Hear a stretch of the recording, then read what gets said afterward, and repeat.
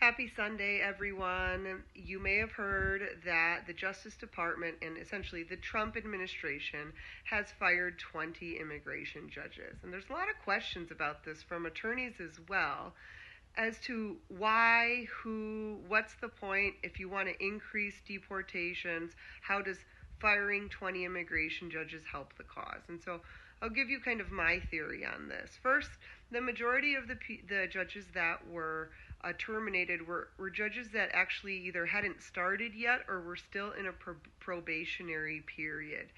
And the reason I think for this is that those with higher tenure, longer tenure, are a little bit more difficult to fire legally. And there's less pushback if you fire these newer judges. So the majority terminated were newer judges.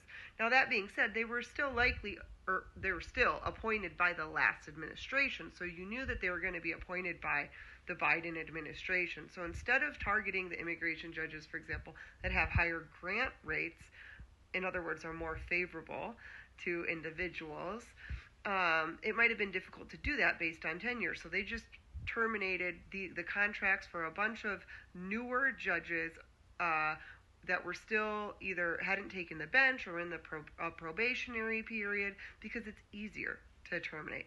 And likely they are going to supplement these 20 hires with their own picks, that they think are going to kind of more discretionarily err on towards their agenda, right? So be more conservative.